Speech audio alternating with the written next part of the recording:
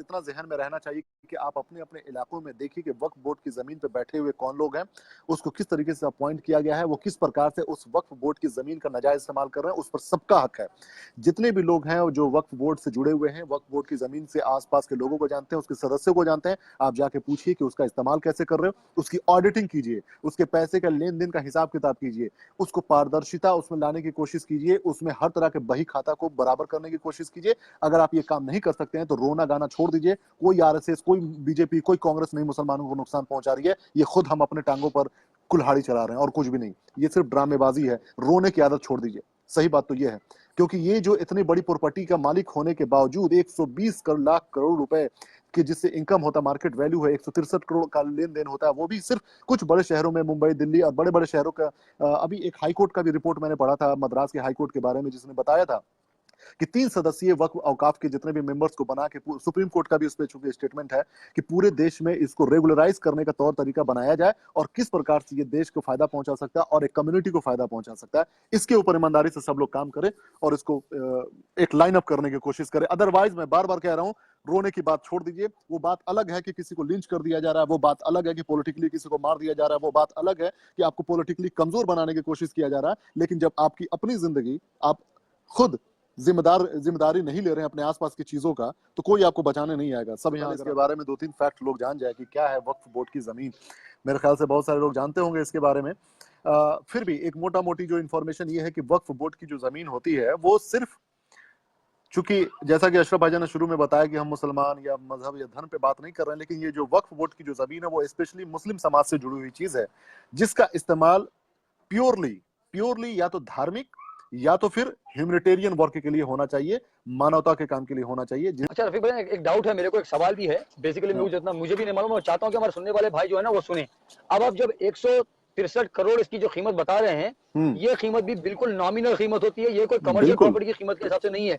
अगर commercial property के हिसाब से कीमत लगाए तो ये 1.2 लाख करोड़, 1.2 लाख करोड़ अगर मार्केट वैल्यू निकाला जाए तो इसका है 1.2 लाख करोड़। ये कब का है? ये 1 साल पहले का रिपोर्ट है। अब इसकी अगर सही से मार्केटिंग वैल्यू निकाला जाए तो इसका वैल्यू लगभग 2 लाख करोड़ तक पहुंच जाता है।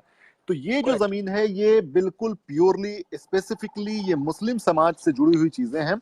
अगर मुस्लिम समाज इस बारे में नहीं, अभी मैं एक रिपोर्ट पढ़ रहा था भाईजान जो इंडिया टुडे में निकाला था। इंडिया टुडे का एक पत्रकार है जो अंडर कवर होकर वो एक एक्सपोज करने के लिए लखनऊ में गया, एक औकाफ की वक्फ बोर्ड की जमीन को जो देखभाल करता है, उससे ये करने के लिए कि हम कि आप मुझे जमीन लेना है, कैसे मिल सकता है। तो अब देखो वो बंदा झूठी जमीनें बनाकर, पेपर उसका बनाकर और वक्फ बोर्ड की जमीन को उससे करोड़ों रुपए में बेचने को तैयार हो गया था कि it will be under your title, we can do it right away right now, but आप मुझे पैसा 1 करोड़ रुपए लाके घर पे दे दो, ब्लैक मनी, ब्लैक मनी वो भी।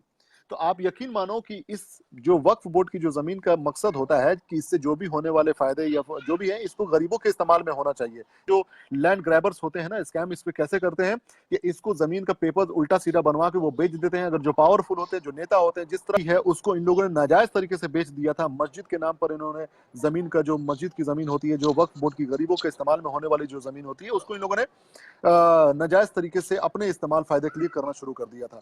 ये लोग जाकर दुबई में अपना होटल बनवा लेते हैं, हिंदुस्तान के बड़े बड़े शहरों में अपना प्रॉपर्टी ले लेते हैं, बड़े बड़े फ्लैट ले लेते हैं। ये कौन लोग हैं? ये वो लोग हैं जो वक्फ बोर्ड के मेंबर्स होते हैं, जिसको सेंट्रल गवर्नमेंट अपॉइंट करती है। 20 लोग सदस्य होती हैं ये लोग।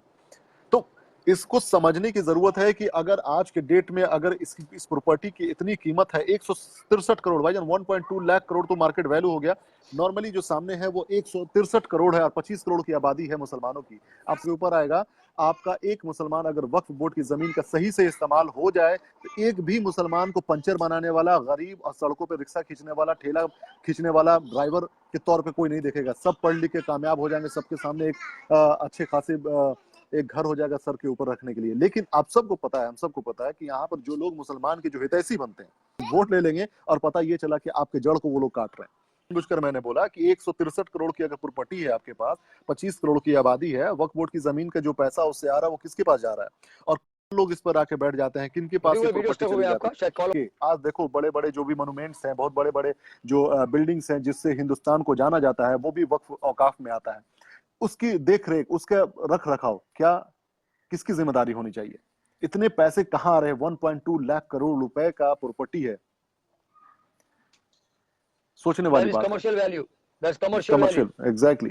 भारत सरकार की रिपोर्ट के मुताबिक ये सारे वक्फ बोर्ड के इंफॉर्मेशन मैं आपको बता रहा हूँ, है ना। ये वो वक्फ बोर्ड की जमीन है जिसके बारे में अभी कई ऐसे शहर हैं, कई ऐसे गांव हैं जहां पर अभी इसकी पहुंच हुई ही नहीं है। आप अब जैसे मैं जिस शहर का रहने वाला हूं, आई डोंट नो कि यहाँ पे वक्फ बोर्ड का क्या मामला चलता है, मुझे आज तक कोई दिखाई नहीं दिया कि कोई वो बोर्ड इस पे काम कर रही है तरीके से। ये तो वो है जमीन जो बड़े शहरों में, जहां पर बड़े बड़े लोग, बड़े बड़े लैंड ग्रैबर्स काबिज हैं, ये वहां के अभी हिसाब से चल रहा है ना। तो वक्फ बोर्ड की जमीन का सही मायने में अगर इस्तेमाल हो जाए भारतीय मुसलमानों के ऊपर, तो कोई भी मुसलमान गरीब झुग्गी में, झोपड़ी में या बगैर छत के नहीं रहता। लेकिन सच्चाई ये है कि आपको लोगों का डर दिखाकर कि भैया आपको ये मारने आ जाएंगे, आपको वो मारने आ जाएंगे, बीजेपी आपको नुकसान पहुंचा रही है, कांग्रेस आपको नुकसान पहुंचा रही है, सही मायने में आपके माली हालत और आपकी जिंदगी को नुकसान पहुंचाने वाले तो खुद आपके अपने हैं। जो करोड़ों रुपए के जो जमीन का जो, अरे देखिए, मैंने कई जगह देखा है भाईजान कि एक वक्फ बोर्ड की जमीन पे कोई दुकान बन गया एग्जांपल के तौर पे, कि उससे जो कमाई आएगी वो गरीबों के इस्तेमाल के लिए इस्तेमाल किया जाएगा, ठीक है। अब होता क्या है कि वो जमीन बना दिया गया, उस पे जो पावरफुल लोग हैं उस पे एक पगड़ी कहलाता है, जो मतलब कि लोग दुकान लेने से पहले देते हैं, तो वो पैसा जो है लाखों लाख रुपए लेते हैं लोग, और वो पैसा का कोई अता पता नहीं होता। फिर उसके बाद महीने का पता ये चलता है कि महीने का 5,000 या 10,000 रुपए लिया जा रहा है उससे, और पेपर पे ये दिखाया जाता है कि वक्फ बोर्ड का चूंकि ये प्रॉपर्टी है, इसीलिए सिर्फ 500 रुपए या 1,000 रुपए का रेंटल है, और वो 500 रुपए 1,000 रुपए केवल वक्फ बोर्ड के इस पे दिखाया जाता है, बाकी सारे पैसे अपने ऊपर खा लिए जाते हैं। ये कौन सी ईमान की बात है, ये कौन सी ईमानदारी की बात है, कोई जाके बता दे जरा।